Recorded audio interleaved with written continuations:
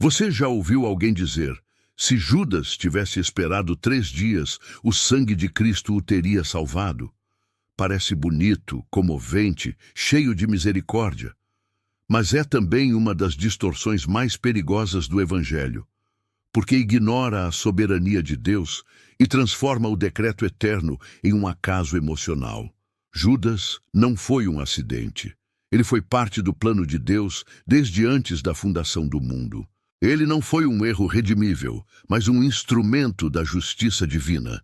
Deus não apenas previu a traição, ele a decretou.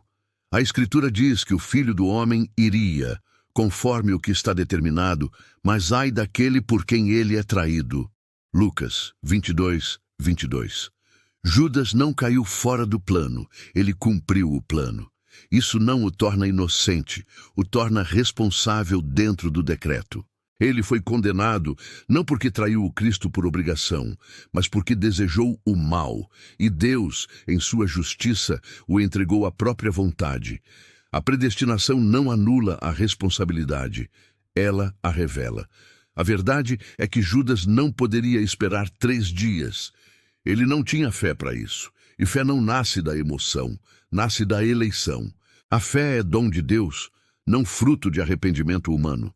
Judas sentiu remorso, não arrependimento. Chorou pelo peso da culpa, não pela ofensa contra Deus. E o inferno está cheio de pessoas que lamentam o resultado do pecado, mas nunca odiaram o pecado em si. Judas não precisava de mais tempo, precisava de um novo coração. E esse novo coração nunca lhe foi dado. Dizer que o sangue de Cristo o salvaria se ele esperasse é confundir redenção com possibilidade. Cristo não morreu para tornar a salvação possível. Ele morreu para salvar de fato o seu povo. Ele não derramou sangue por Judas, mas pelos que o Pai lhe deu. Jesus mesmo disse: eu não rogo pelo mundo, mas por aqueles que me deste porque são teus. João 17, 9. A cruz não foi uma tentativa. Foi uma conquista. Cristo não morreu por todos, mas por muitos. E Judas nunca fez parte desses muitos. A ideia de que Judas poderia ser perdoado se esperasse 3 dias é uma tentativa de salvar Deus da sua própria soberania. É um evangelho sentimental, onde Deus quer, mas o homem decide. Onde Cristo morre por todos, mas depende da escolha de alguém para completar o sacrifício. Isso não é graça, é idolatria da vontade humana.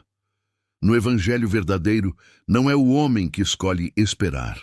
É Deus quem decide quem persevera.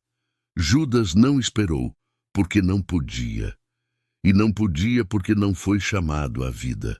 O apóstolo João diz: Jesus sabia desde o princípio quem era o que havia de traí-lo.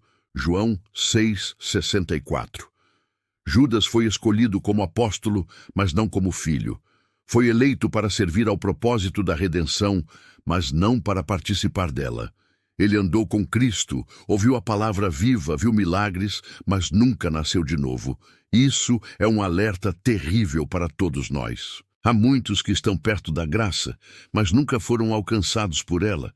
Judas beijou o Salvador e foi ao inferno. Não há maior tragédia. A Escritura diz em Atos 1:25 que Judas foi para o seu próprio lugar. Não foi um desvio, foi destino. Não foi um tropeço no caminho, foi a rota que o decreto divino estabeleceu.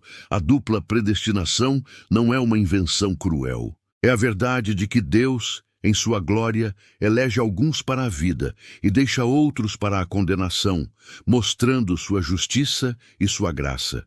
Ele não deve nada a ninguém. A salvação não é um direito humano, é um dom soberano. A história de Judas revela que ninguém é salvo por estar perto de Cristo, nem por sentir culpa, nem por desejar consertar as coisas. Só há salvação onde há regeneração, e regeneração é obra do Espírito, não do tempo. Dizer: se Judas tivesse esperado, é dizer que o tempo poderia fazer o que o Espírito não fez. É dizer que o sangue é eficaz apenas se houver paciência humana e não eleição divina. Isso não é evangelho, é teologia da indecisão. E Judas não morreu indeciso, ele morreu condenado. Mas há algo ainda mais profundo. Judas cumpriu um papel indispensável na história da redenção. A traição não foi um obstáculo à cruz, foi o caminho até ela. Sem Judas, não haveria prisão. Sem prisão, não haveria julgamento. Sem julgamento, não haveria morte. E sem morte, não haveria ressurreição. O pecado de Judas foi o meio que Deus usou para manifestar a sua glória. Ele foi o traidor necessário, não porque Deus ama o pecado, mas porque até o pecado serve aos seus decretos eternos. E é aí que o coração humano se ofende, porque queremos um Deus que ama, mas não um Deus que decreta. Queremos redenção, mas sem eleição. Queremos perdão, mas sem juízo. A história de Judas destrói esse evangelho frágil e nos lembra que Deus é soberano até sobre a perdição. Como Paulo escreve, Deus tem misericórdia de quem quer e endurece a quem quer. Romanos 9:18. Judas não foi um homem que se perdeu por pouco. Foi um vaso preparado para a perdição, para que a glória da graça brilhasse nos vasos de misericórdia. Se Judas tivesse esperado 3 dias, o inferno teria esperado com ele. Porque o decreto não muda com o tempo e o sangue de Cristo não erra seu alvo. Nenhuma gota foi desperdiçada.